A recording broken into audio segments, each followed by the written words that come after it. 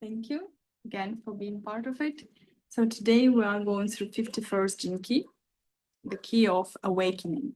And that's the Siddhi of this key. The Siddhi, again, the highest quality. But if we go into the shadow, it's going to be agitation. So we're going through levels of agitation, initiative, and or initiation, and awakening. And these three levels that are within this one key. So this week, we can either experience an agitation, and that means that what we will feel in the body, that will affect the mind, the process of how we make the decisions and everything we can experience is through the outside, or we can transmute it and experience this through initiative or even through awakening. Like, let's say this time is a possibility to awaken yourself, to awaken your true self, and to let go that things it doesn't serve you anymore. And it starts with agitation. And agitation also comes normally with a feeling of anxiety and feeling of worrying about the future or worrying about what's going to happen, fear of unknown, of I don't know what's going to happen in the world or in my life. And when I don't know, I feel I need to control it. And then I feel this agitation in my body. And what is interesting also, if we look in human design system, they have these keys connected. There will be a channel 2551 that connects. 51st key would be in an ego center, where ego, it means my will, my power, the way how like I earn money, and just like this, the will and how will helps me to go through the world. And the 25 would be in a G center, which is there. It's not an G point in our system. It's a G center means it's more like a heart center, and it's our identity and who we are. And 25, it's a key of unconditional love. So we already can see from this dynamic that it's like awakening to unconditional love. That can happen through a shock, because 51st key and hexagram is connected with a shock. That something can happen unpredictable, that can shock you, that can, in a way, shaken you, but then you have a choice how you will react. Are you going to react through agitation and through fear that will bring you down, or you will transmute it and you will react? You will not react, you will act through spirit, you will act through your higher self, let's say like this, and or your soul, and that will create for you different result. The thing is about these gene keys and the frequencies that, for example, when we are in a state of shadow, that's here as agitation, this is how we experience the world. And this is what life is constantly then showing us, because we are in resonance with this level. That means that's what's gonna be experienced with us, and different circumstances, people, everything would be through the same level. And then what's normally happening if we're in a shadow, a loop, because we feel uncomfortable, we try to move out from this discomfort, but then we make decisions still from that fear, from that level that creates more discomfort, more emotions, more anxiety, and it's keep looping. And when we move to gift, that I will also share during this transmission how we do this, then suddenly we like boom, and we're in absolutely different space where new ideas coming, or where some situation that we thought it can't be resolved, it's resolving, or we meet some people who helping us, or who like the right resonance for us, and things are moving in a different way, in a different direction. So that's what's happening when we shift these frequencies, that it's not like just about your inner state, but it's also how it's reflected in the outside world, and how we can navigate, let's say, the outside world through changing the inner state. And it's interesting, as we're now in this year, we watch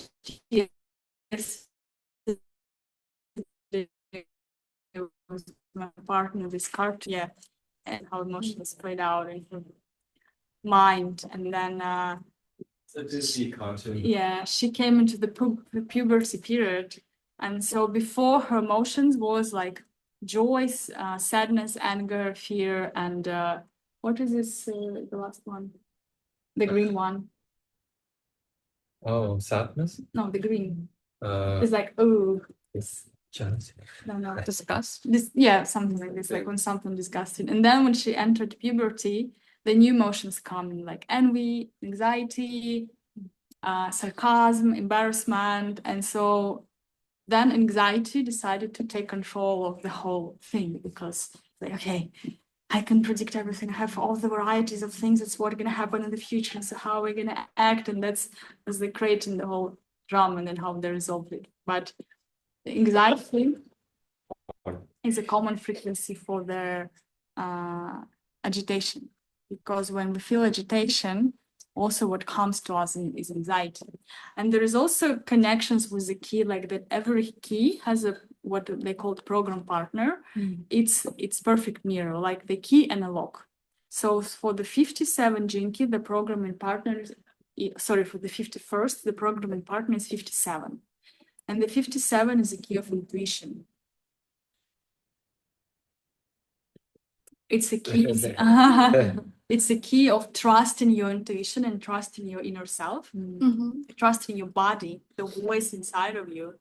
When in the mind, it's also it's going to be anxiety. It's going to be this fear for the future, and then instead of trusting the body, we goes into the mind and we try to predict everything, and we try to resolve everything, and then it makes it just worse. As this movie when this cartoon went, and then she collapsed. Like anxiety took over Panic attack. everything so strong that she was like, until something happened where the joy came back and helped to release this anxiety, let's say, that can, we sometimes think, oh, it's helpful because it helps me to understand and move and trying to predict the future and save myself. But then we're realizing that our system is overdriven and we just collapse because the decisions, the solutions, they don't exist in this level. We have, like, we need to move to the gift so we would see what is a real solution, not driven by the fear, but driven from the clarity that is possible to access only when we kind of grounded in the heart, when we move higher. And agitation, and what is this key also about? It's about being in our own center, in fact. It's about acting from the center. On the shadow, this key, it has two levels of shadow, because as I said, the shadow is always a reaction on fear. So two basic reactions is either suppress, freeze, and kind of suppress the fear, or react, fire it on like angry and in an anger and fire level. So suppression here would be the feeling of being covered, like afraid of your own power, afraid of your authenticity, just trying to be as everybody, just trying like to be normal and afraid to step up for yourself, afraid to try something different, just living the maybe dreams of the parents or society, or living from the voice of other people in your head instead of following your own spirit and your own soul. This key, as it has, is initiative, and initiative is also initiation. So this week can initiate us into being our own self, being our true self, and live what feels true to us and to our soul, instead of just trying to copy or self-sabotage and avoid. So the question that you might want to also contemplate this week is, what is really important for me in my life? What driven me? What gives me this drive? What inspires me? What is my authenticity and how I want to express it into the world? And do I have any fears or beliefs or some stopping mechanism inside of me? Do I afraid of or what people are gonna say, or what they will think, and are they gonna judge me or not? Or maybe I judge myself. Maybe it's my inner voice that judges me and I don't fully show up when I need. And this feeling of being covered, this one of the level of the shadow, that would it's kind of would drag our energy down. We will feel, oh, I don't have enough energy, and maybe even don't know why to wake up in the morning and what are the meaning. And I'd rather, it's kind of giving up on yourself. It's in a way, leave like, okay, then I'm just gonna do something what everybody do, and I will not even question what is my authentic path. And it can go in a very different levels, like it can be in our, let's say, material life. It can be also represented in our spiritual life, because this key is all about creating and going your authentic path. And the truth of it is that nobody have ever walked it before. It's like it's a path that you go through, and all that only your spirit can guide you. Yes, on the way, there can be some messages and, let's say, support of different people or different traditions. We can feel inspired by something. We can try out something that can also help us to develop certain qualities, like, for example, mindfulness or presence or observation or contemplation or love or healing. I think you're pouring tea faster than we are capable to do. Don't worry, I'm a strategist. I have a plan. Because Just because we're moving, I want to move to another tea. So we're gonna get for the next stage. to make some pause, otherwise. Don't worry, don't worry.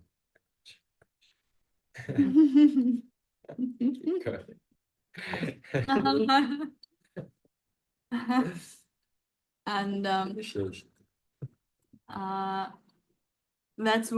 this week will require us to ask ourselves, if there is something that I want to do, but I was just stopping myself. I was not, I did a little bit, but I haven't fully went there. I haven't fully go there. I just kind of tip a toe, but I don't have enough courage to fully go there.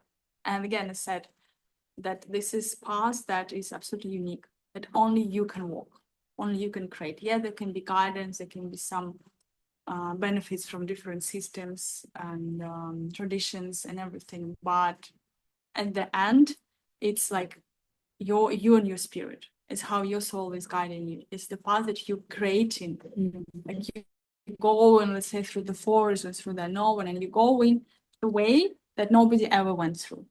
So there is no kind of real guidance here unless the guidance of your soul. That sometimes on your way you will meet some people and you will meet some connections. Maybe, like, for example, in my life, I feel very connected with Buddhism. I feel connected with Jinkis. I feel very connected with Sufi tradition, but like always tea tradition. There's all different paths of history and how I connect back with myself.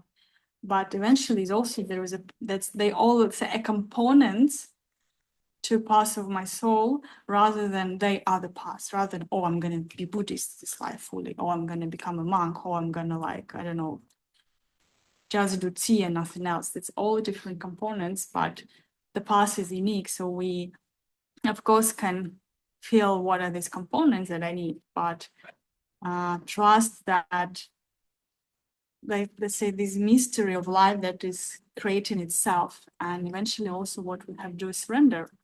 And in this key, there are, as I said before, the hexagram in I Ching tradition. Hexagram is like these combinations of lines. There are 6 lines.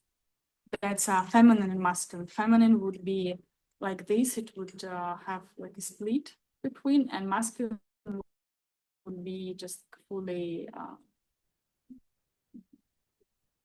solid line.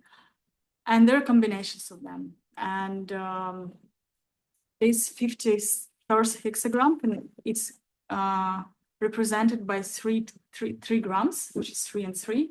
This is thunderstorm and tenderness. So this gives us also a feeling of what is awakening is. It's like a thunderstorm when it's coming, and it's like shocking. It's like, and sometimes very loud, and also we can see these flashes, and sometimes can even be scary. But also the way how we need to approach it is with tenderness to ourselves. is with the softness. So this thunderstorm that comes, or this initiation that comes, where we have to give softness back to ourselves and to our heart and trust. I thought it was funny. The symbol of the Vajra is it's like this kind of shape of a lightning. It's this diamond shape point. So this is a bit like symbolically as well. This next tea we're going into is initiation. So no. It's a red tea. Yes, which is a pagoda red tea, so it's a bit stronger in the way that it meets you. It's a bit more direct, a bit more warming.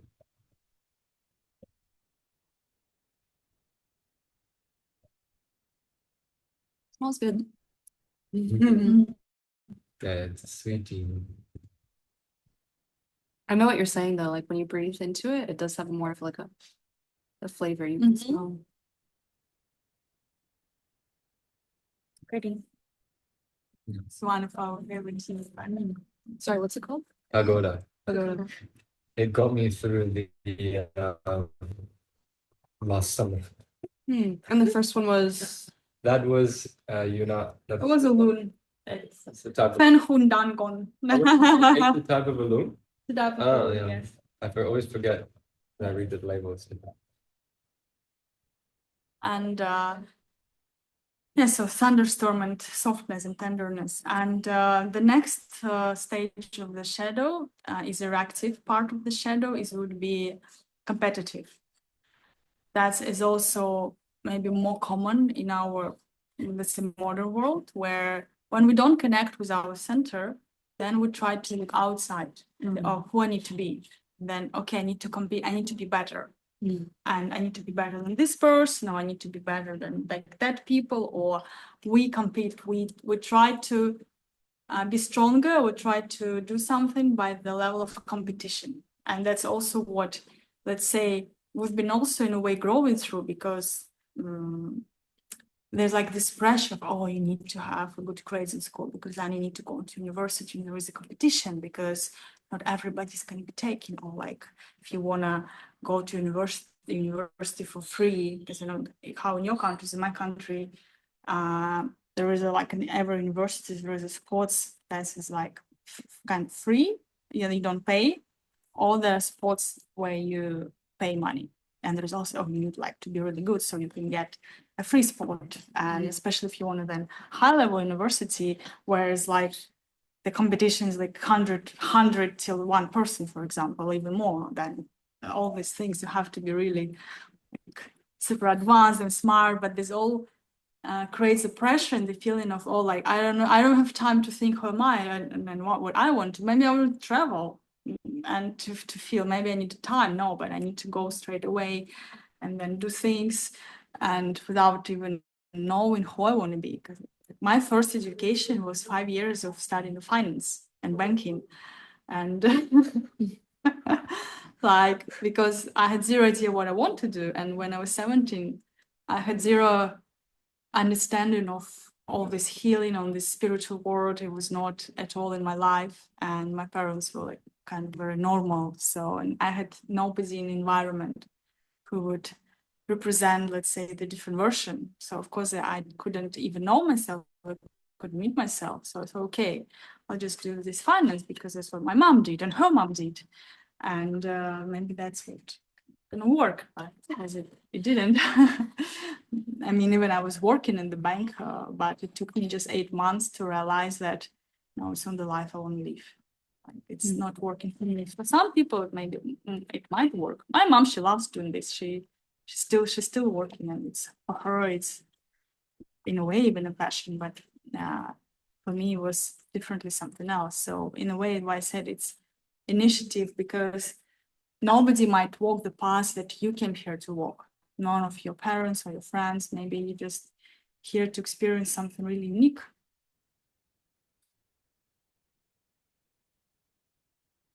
Are you switching cups? Oh, no, you can. I switched just because I still had old tea. If you can also put here if you don't mind as well. Yeah, you can just empty or you can take a down. cup. I want a new cup. Maybe we can have a sharing.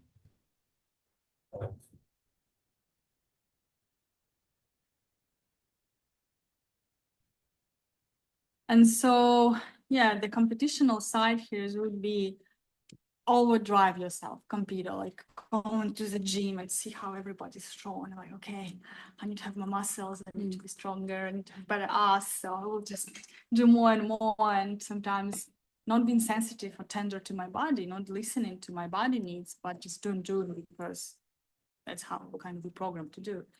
So this key is bringing all this into a surface and asking about who is you and what is your path here.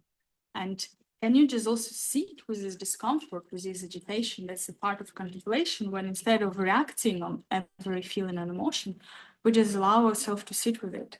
We just allow ourselves to feel it without doing anything. And in fact, when we allow this to happen, the energy starts to move, and then it starts to naturally come into the gift, because it starts to kind of, our awareness then helps to process it and brings to a new level. So yeah, and the coffee tea. We have this little ritual every time we change a tea. Yeah, so we can, as we did to begin, we'll follow with the second tea. Just bring a smile down to your cup. Just reflecting as well what you see in the cup, the energy that it evokes in you. This golden color of the red tea, the sweet golden effulgence of this tea. And then we can just gently bring the cup towards the mouth and smell first, taking some deep breaths.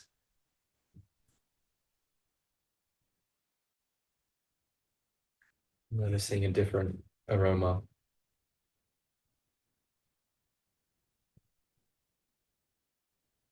And then you're ready to begin with drinking tea.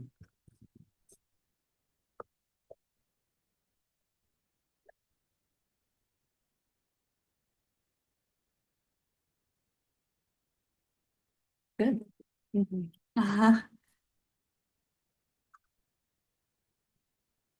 Now our companion at this next level where We go in slowly to give, Slow, yes. slow. I just want to finish with the shadow. And yeah, that's key is requires it asking us to risk and to see how we can risk, not from competitive state and not from a state of fighting or struggle, but from a state of trusting our own truth. And in a way, there's also key that said, for example, if you're more in a shadow of the passive that was a coward and more in a fear of accept your power and be who you are, and then giving the power away, basically, and give it to work that you don't want to do, to communities, then you need to kind of take this risk, take this leap to what really inspires your soul. When you're more in aggressive part of the shadow, more in a competition, then you need to find a way how to put all this like drive energy into creation of something, not just in the competition, but into creativity, into creating of something that you want, or like that your soul is asking you, and kind of channel this energy into different ways. So yeah, we can have now a pause, and I'll just pause for a second. So the gift initiative, that is also, as I said, initiation. This it's initiative, but initiative also requires initiation. And what is beautiful about this key, that all that energy that were trapped in a shadow through that, oh, what's people gonna think? Or can I really do this? Can I really listen to the voice of my soul? Like how I'm gonna do this if I move abroad, or like if I just do in life what I want and how I'm gonna earn money from that, or like, oh, will be I judged and all these things. And when we just stepping into ourselves and choosing it, we bring in this gift of initiative. And because we are becoming this initiation in a way, we are initiate ourselves to live the authentic self, the authentic path. And through that, we become the initiation for others. We become the inspiration. This key is not a leader in a sense that I'm going to tell everybody what to do and like how to act and all these things, but it's more leader in a sense that I'm living my life and I'm expressing of this truth, and that inspires others to be who they are. Sometimes it can provoke them. Sometimes it can bring fears in others and bring their stories of, oh, but like, how are we gonna do it? You know, when I was 23, I think, or not 22. I was 22 or 21, 22, I think, when I met human design. And I also I left my job at the time when I was working in the bank in Russia, in Moscow. I was living, and I left the bank, and I had zero where I'm going. I'm just like, I just know this is not for me. I don't know what I'm gonna do. I have zero what my talents, what my capacities, what I can do. But I just know that this is not it. That's not the life I want. And at that time, there was nobody around me who I could support or be the inspiration. There was my parents were telling me, but this is how everybody live. This is just a normal life. Why you think you should be different? All these things. My friends at the time, because my friends, as I moved to Moscow when I was a teenager, so I moved to Moscow to live there. It's like the capital of Russia. But before I lived in a small town before, so I changed, of course, like all the friends, and all my friends was from university. So there was the same kind of frequency, the same feeling, the same finance bank, this thing. So, and my boyfriend at the time, he was in different university, but he was also studying politics. I don't know what's what, economic and politics. It was things that That's what I studied. But I dropped out of that and did philosophy. That was rock story. Thank God. God's plan. Yeah, in any case, and nobody kind of understood what I did. There was no support, but I just knew that what I have to do. And then I found this like 10 days yoga retreat that was happening in a forest, in a tent. You go when you leave. It was organized by a group of people which I never met before. I just found randomly on Instagram, and there was a time when it was just developing of Instagram, and now I'm 34, so if I was 22, it was like 12 years ago. 12 years, oh my God, so old. No.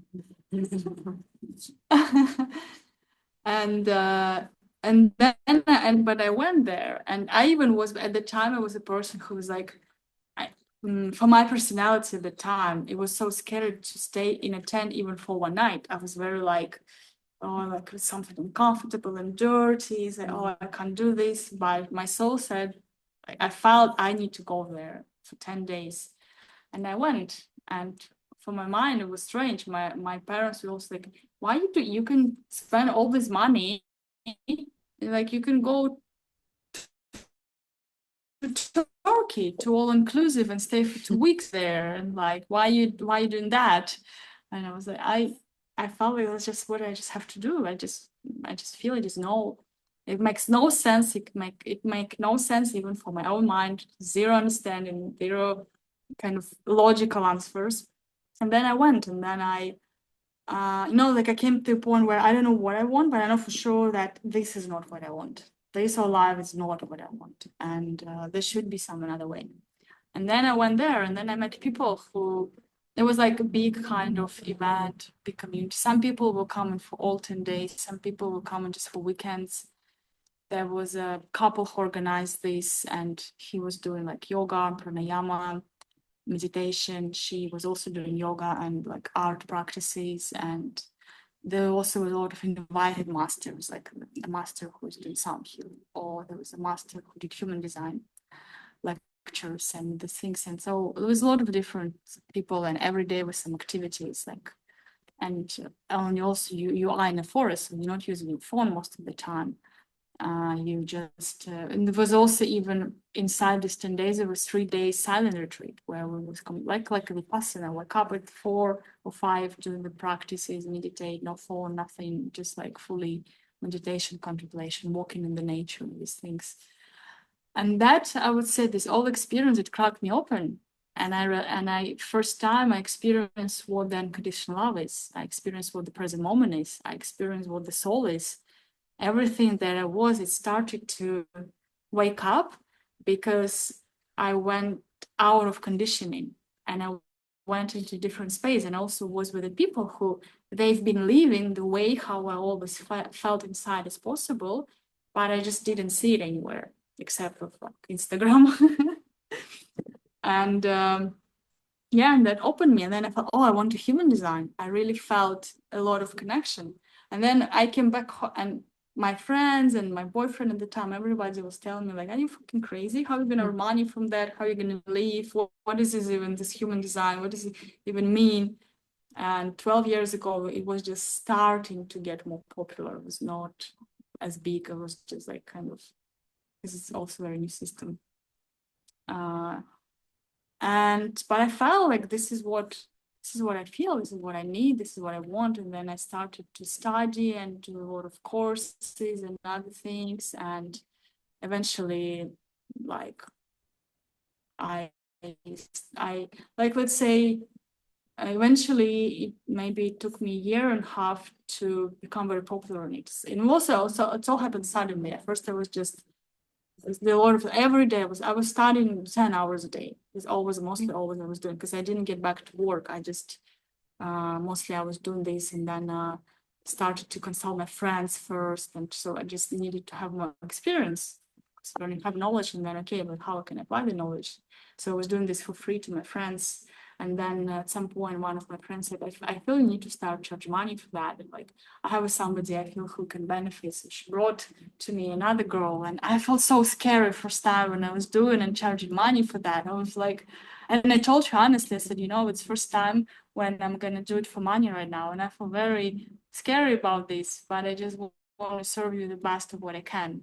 So, and she gave me a lot of like inspiration, and how valuable it was for her, and how it was important for her to hear, to listen this, and it was valuable for her. Like all these things where you creating a new path, this is initiative. It's like, I have zero idea what I'm doing. I have zero idea how I'm gonna get there. I have zero kind of logical answers. I just know I have to walk it. And the more I walk, the more the path is creating itself. Like, it's not exist until I make it happen. That's what this key is about. So then when you walk, you're making it happen. This was initiative. It's like, like you initiate yourself every day, every moment, every choice, you initiate yourself. You initiate to be in your truth. You initiate to be in vulnerability and authenticity. You initiate yourself to show for yourself and to show yourself into the world and to inspire. As I said, this is key that requires us to take risks. So this week, risk in my life that I need to take, and I know I need to take, but I was holding myself back. And then found this courage, found the strength in your navel and your Manipura, this fire, step for yourself and take this risk, because that's what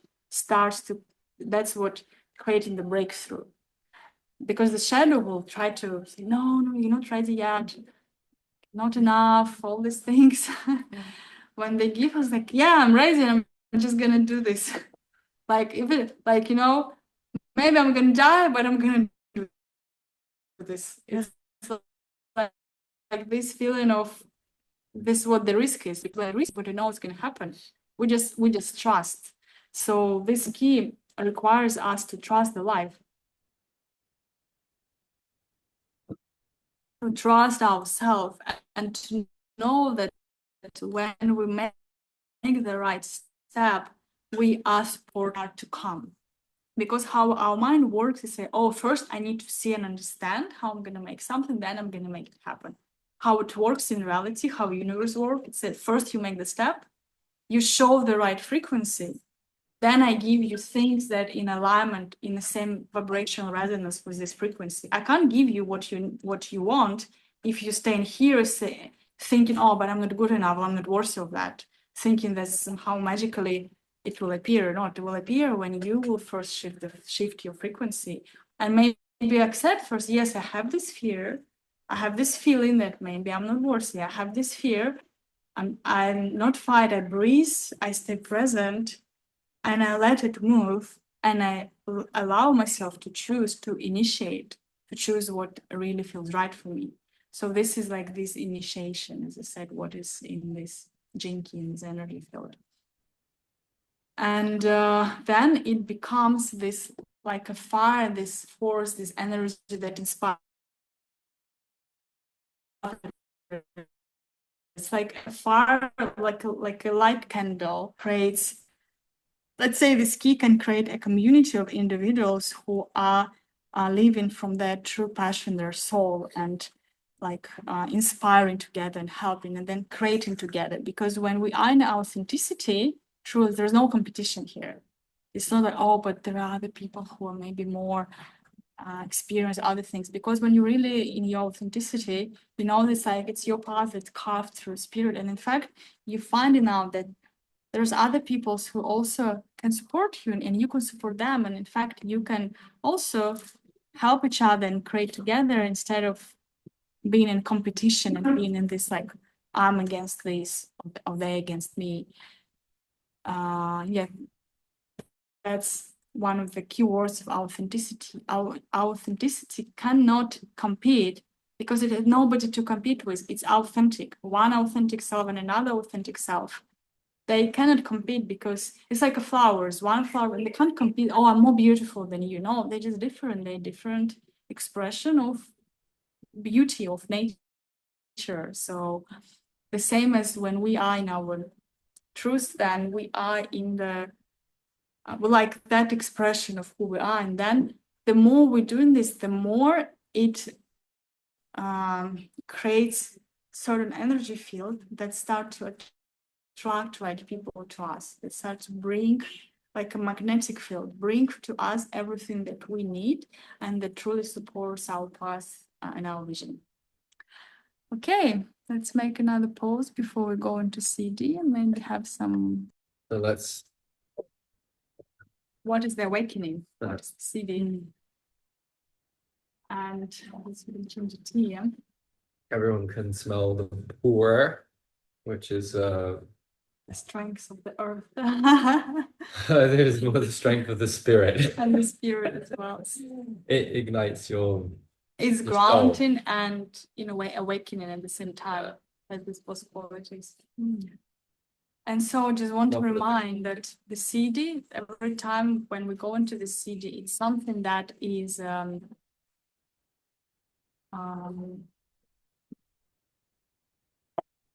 that is like transparent level. It's not your personality, it's what beyond that. It's what like the supermind, it was your soul, it's the divine quality. It's like you maybe in the future. You know, it might not be now, but it's something that is eventually for everyone the same case. But it's the frequency that we definitely can tap in and to invite in our lives. And the awakening is one of the cities that, let's say, uncomfortable for our mind because it comes as a thunderstorm, it comes as a shock, it comes spontaneously. It can come even not as a result of any practices, but it can just come as a spontaneous activation. And awakening, it doesn't have like grades, like for example, 20%, 30%. It's like It's like you're either awake or not, something like this. And if we look at the Buddhist perspective, what we can see there, that's awakening means we are awake from the dream. We're realizing that this personality, this process, all I see, it's a projection of my own mind, and in a way, it's all illusion. But we also need to be careful with this, not to take it as just like a mental information, because if we take it just as a mental information, our mind can be like, oh, okay, it's all illusion, nothing matter. I don't want to do anything then, like, because it's all make no sense. Yeah. It's not for this purpose, kind of, because when it's truly happening, then you're realizing that these all have no meaning, but there is still a way how the life plays out through me. It's like it's a big game and you have your certain role and you just have to play the role.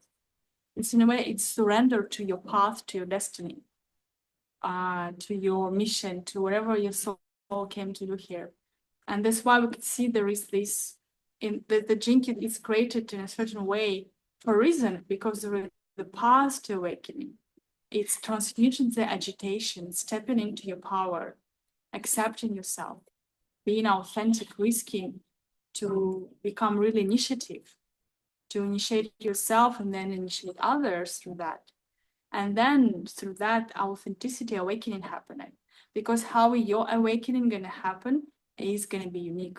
It's not what happened to Buddha. It's not what was with Christ. It's not what happened to other people. Because that's unique path that only you created, and is how your spirit is gonna like blossom and awake. So we can use the guidance and methods of others, but we need to know that at some point life might tell you, now you need to drop everything because you need just to follow that inner voice.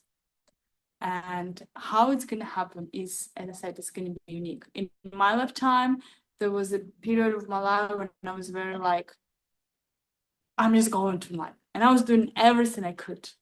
Like a lot of things I was doing kind of constantly nonstop, different practices, different healing, different modalities, plant medicine, ayahuasca. That was the way how my spirit was guiding me, in a way very fearless, because there was a different challenges, different, let's say, intensity. It was very intense path. Like when I sometimes tell people how much things I did within the like 2 years, they said, but it's like around, they like, I don't believe you because you need 20 years to do this. You can't do it in 2 years time. But that's what I'm saying. We all have unique paths. For some people, it can be 20 years. For some people, it can be 2 years. For some people, it can be two reincarnations. Yeah, we all have different capacity, abilities, and everything. That's why, like, let's say we listen. We can listen to advices. We can listen to methods, but we trust the own self, the own spirit, because our spirit is what gonna wake us. And then when we see these qualities as a thunderstorm and tenderness, it comes and it shakes us. That's why we need to give as much tenderness as we can to ourselves as possible. You don't have yourself? Let's just wait, because when we have a new tea, we always drink it together, the first cup. So yeah, and awakening, it's in a way, I remember when it first time happened to me, it wasn't in fact an easy, it was a kind of, let's say, it was a result of certain practices, but the time it happened just because it was the right time to happen. And when it happened, then what comes with awakening is a sense of freedom. Because you see that then you're truly free, because you're not anymore limited by the ideas of your own mind, of who you are, or what you need to do. I feel we all already feel the energy of this tea as it arrives. As we arrive at the Siddhi, we always feel a sense of coming back to ourselves, to completion. And you can just also look at this dark cup of tea. And this is also symbolic of completion. because only the dark can in fact hold all the light and hold all that is in form and shape and memories. So just bringing this final tea brew today, pour, which is a highly fermented, fast fermented tea, and full of grace and power. We can just bring it in and begin to imbibe through the nose. We can always feel the ocean of wisdom in this cup, and slowly take our first sip. Being gentle with yourself and with this tea.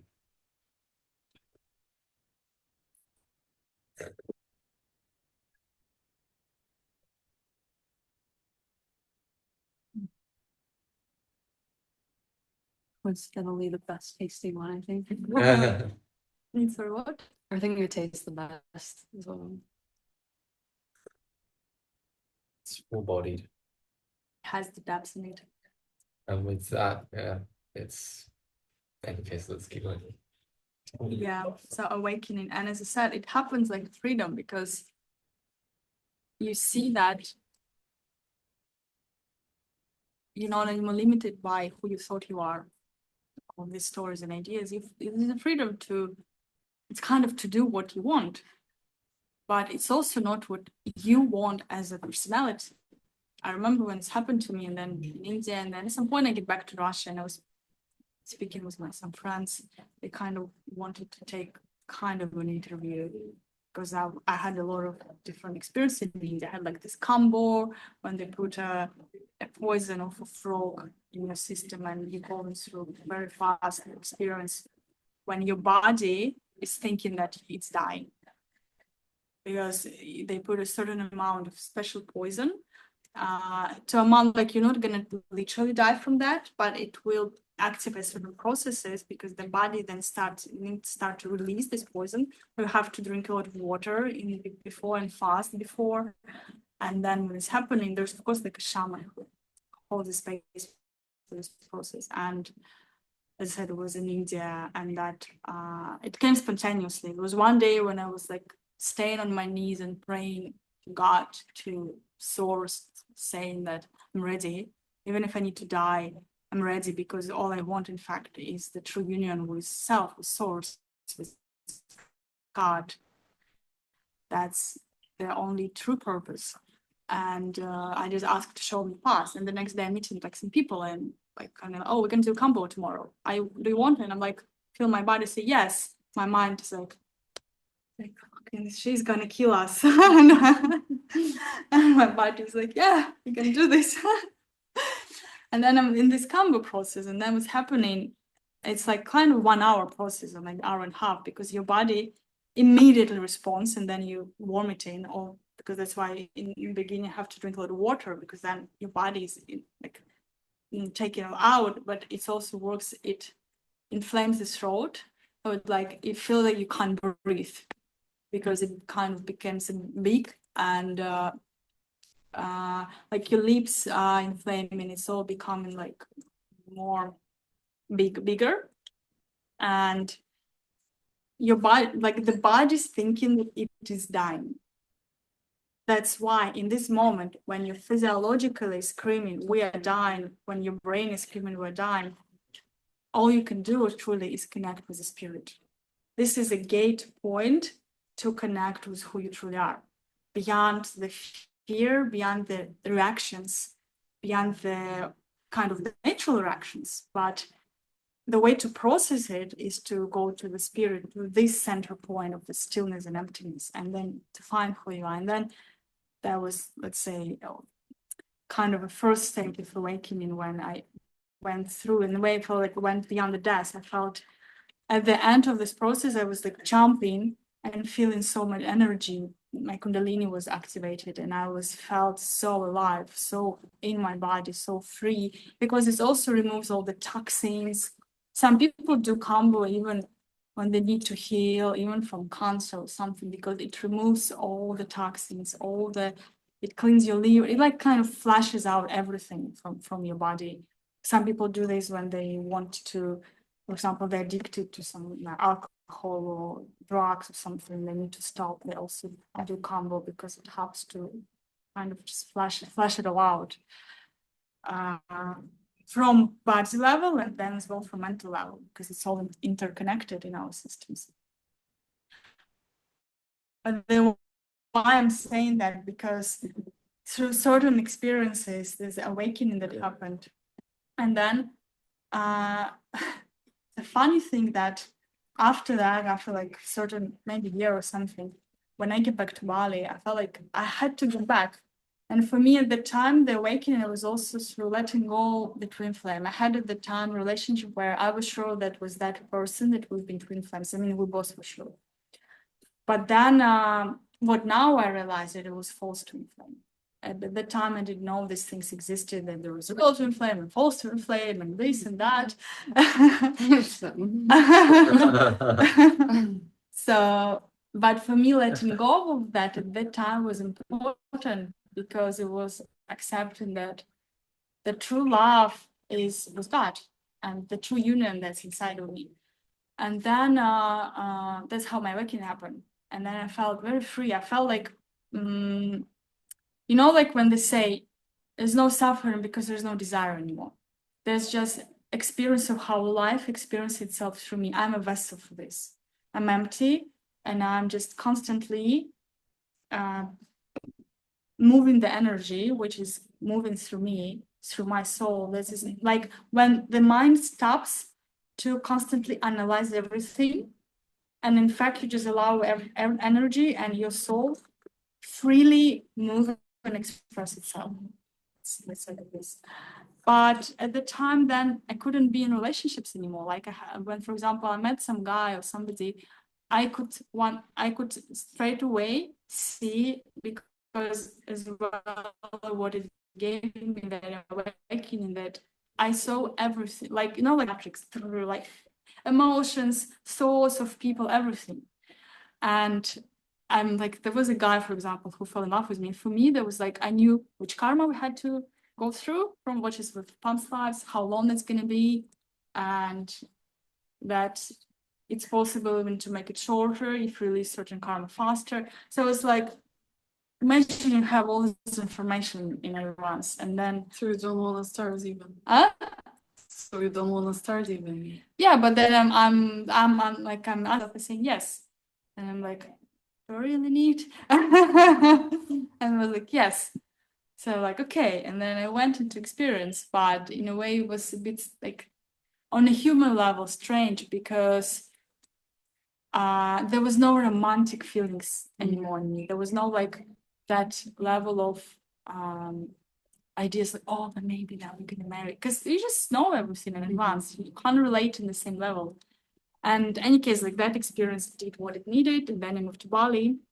And at some point I was speaking, I was also with my teacher, and she was saying, like, I need to come back to feminine. She said, yeah, now you see everything with your two eyes open, but you still live in a life as a woman in this incarnation, in a woman body.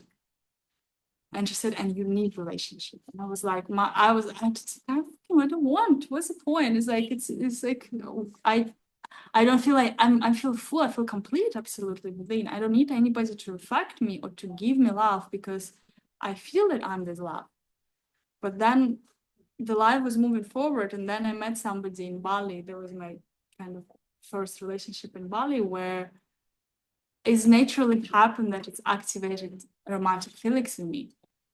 And I had to, in a way, I was still in the process of going back, where I was going back into more human level and creating identity again. That was even in a way quite painful, and I didn't understand why, but I trusted, because that's how the spirit was guiding me. And years later, through different experiences and everything, I'm meeting my real twin flame through a lot of clearing,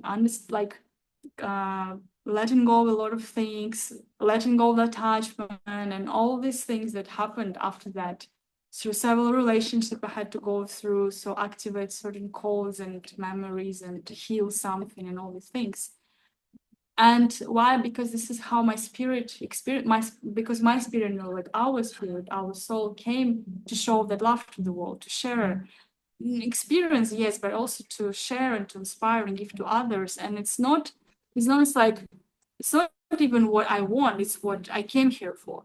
Of course, it's also like I want, but it's not from a level of desire or like kind of, well, I want to do this because then I will be popular, or I don't know what else, like, or just because I will have nice feelings.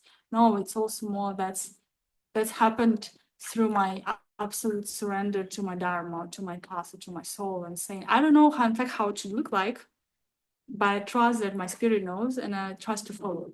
And then when I started to follow fully, instead of creating my own ideas, the path started to unfold and the things started to happen. And that's what I'm saying. The awakening is like you awaken your own spirit and you live from that, knowing that there is a certain role you also came here to play, not only for yourself, but like you in an orchestra, and you have a certain role, you have a certain instrument, and you need to play in a certain moment of time. So it creates a whole like composition. And if you say, oh, but I don't want to play, in fact, I feel like, no, I don't want to play anymore this instrument, then it will disturb the whole harmony. The music will happen. So this is the both things, in a way, you're not attached anymore, but you still playing that certain role in a certain period of time in this orchestra, which you came here to play. And yeah, with this moment, let's just take a sip of tea and we'll go in a short meditation before we close the container.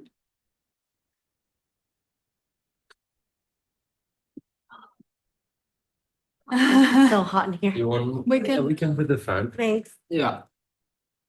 It's some days it's like too much and some days it's not enough. The tea is activating also. Yeah, very acidic. Thank you. So let's just close our eyes gently and softly. Come into our breath, our belly.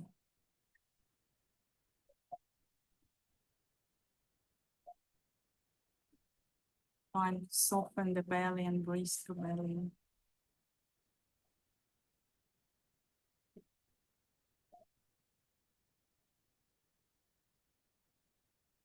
Feeling your feet.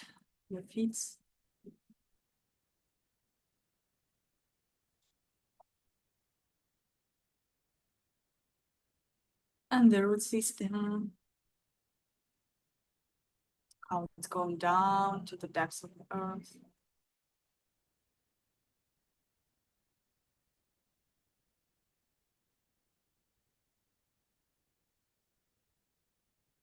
And then you bring in this energy, the energy of Mother Earth, you breathe in into your body. Through these roots. Comes to your body. To help you feel more grounded and centered.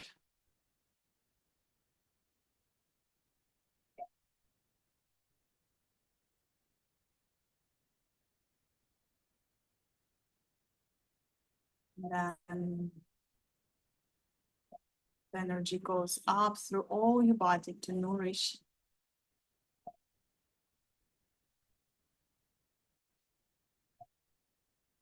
your belly, your solar plexus,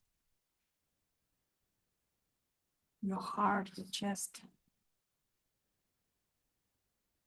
your fingers, and your arms and your neck.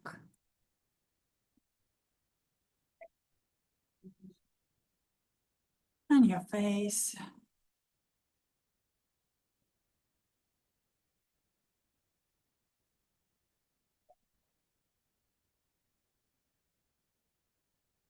And the energy of Father Sky, Divine Masculine Principle, is going down from the center of the universe down into your crown chakra.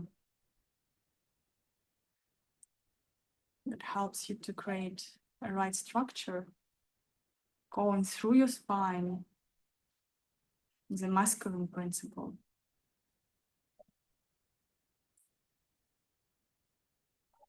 And down to the earth through all your body.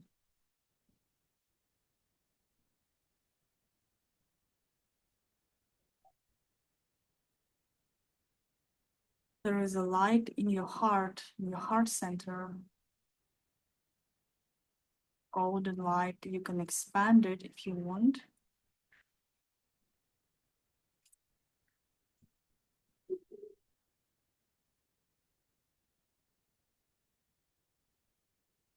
And there is a rainbow sphere around you.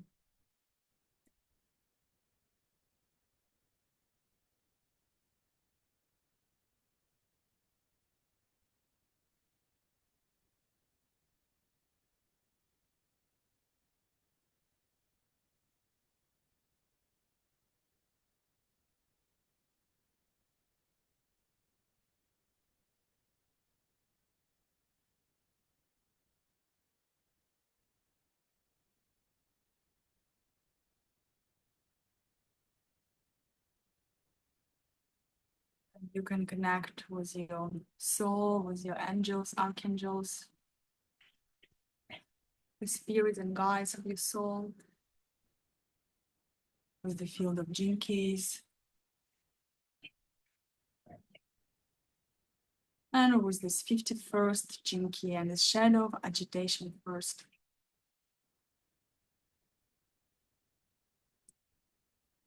And observe yourself, where is this agitation in your body?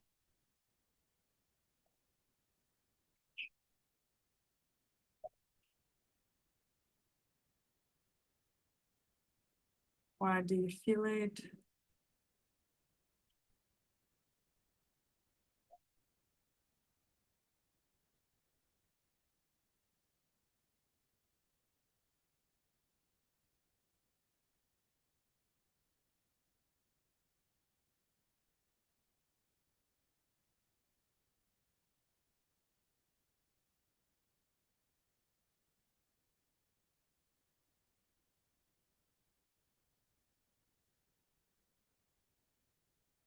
What are the sensations there? And try to breathe deeper and bring your breath, your presence, your love into that emotion and the parts of the body.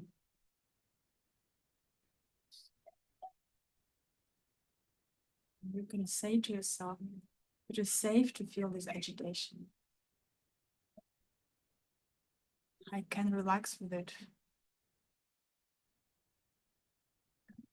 You can even put the hands on that parts of your body if you want to place your palms.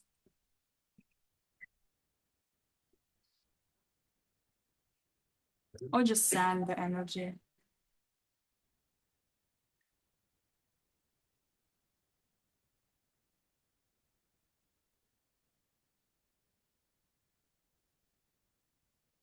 And see if there are any fears.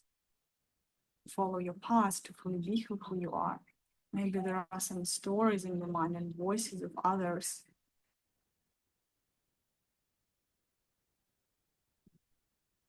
Just give love also to this.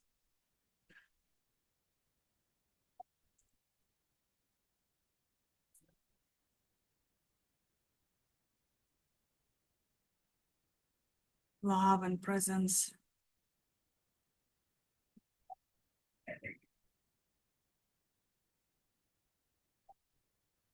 And see that the more you bring in your presence, love, and awareness,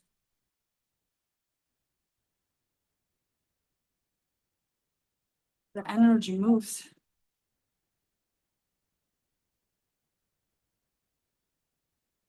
And it creates the gift, initiative.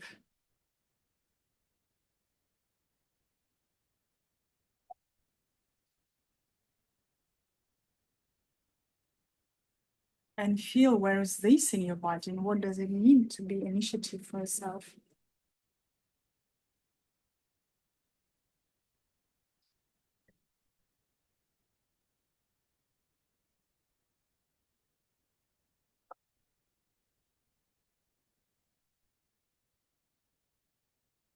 how to be initiative, how to trust your own self, soul, and guidance of the spirit. Find this courage in you, this fire that activates your courage. You need a courage to walk the path of initiative, of your authenticity. But this courage doesn't come from competition. It comes from surrendering to your spirit and trusting the life, trusting your own self. And trusting that when you leave your path, you're supported by life, you're supported by everything.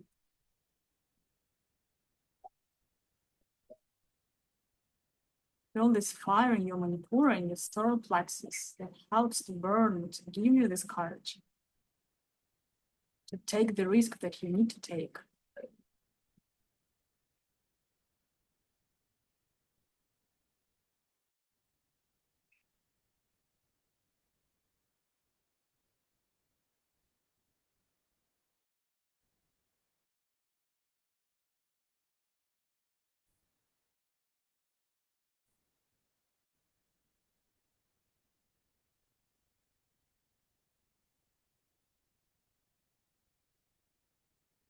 And deepening into that, breathing more, breathing deeper.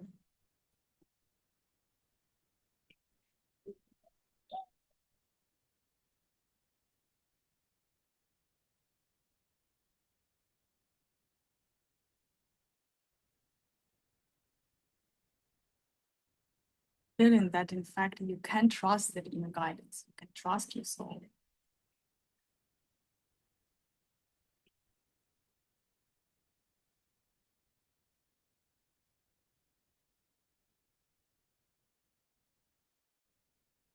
You're free to be who you are.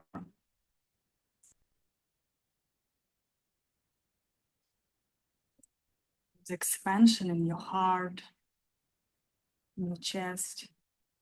You can say, I allow myself to be who I am and to follow the path of my spirit.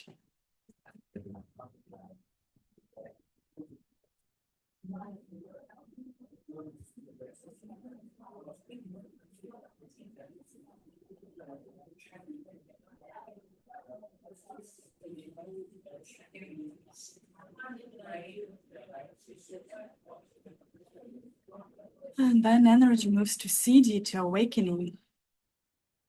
Without ideas what it can be, I could just feel it.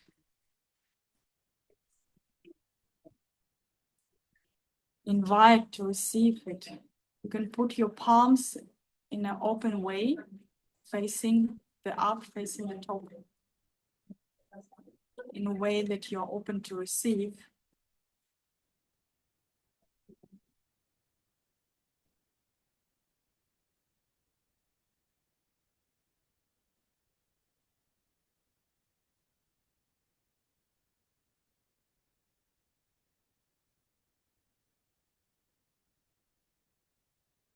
And just allow yourself to feel how this Siddhi, we merge with Siddhi, we invite it into our body as a higher frequency energy that is our spirit.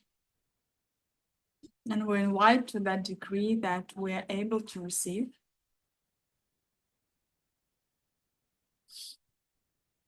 And let it flow through our body, through our energy channel, our system.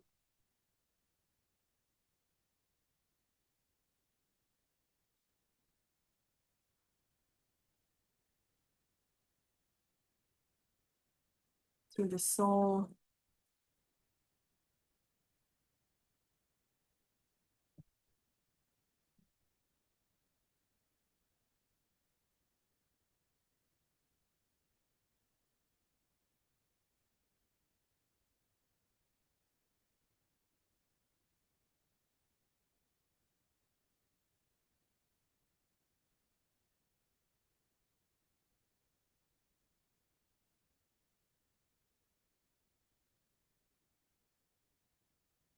Go down through all your bodies, through your nadis, your energy channels. Breathe with it, helping it to go through all your body down to the earth.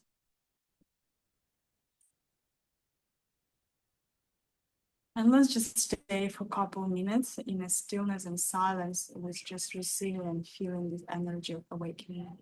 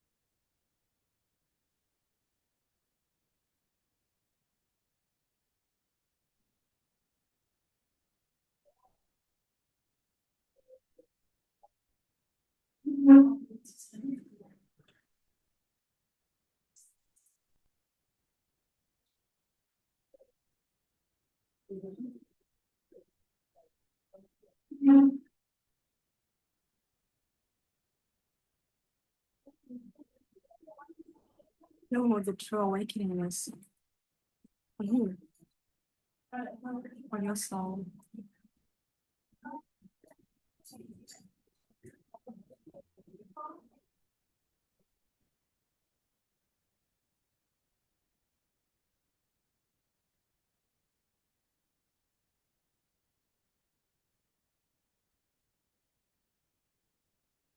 And you can bring your palms into Namaste position in front of your heart.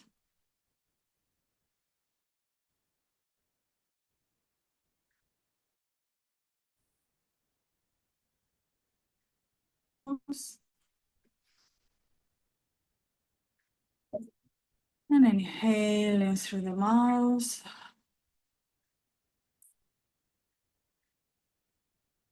Inhaling through the nose.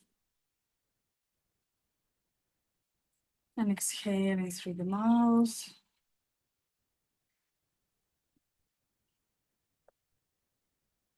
And inhaling through the nose again. And exhaling through the nose.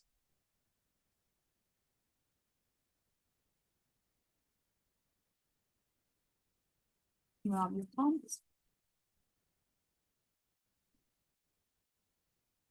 Put it to your face or other parts of the body that you feel need now attention.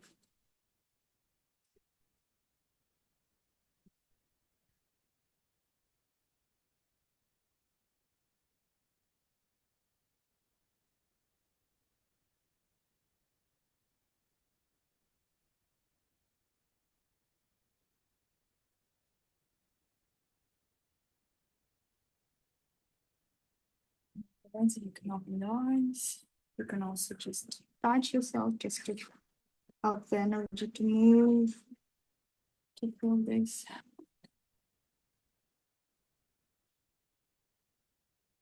Okay.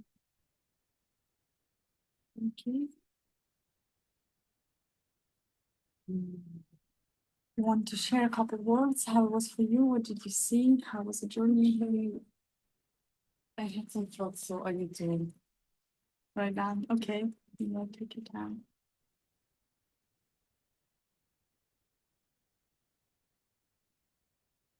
Thank you. Take your Yes, time to dear. arrive. Yes, thank you so much. Okay. Thank you for your presence. Yeah, let's have a last cup of tea. Thank you.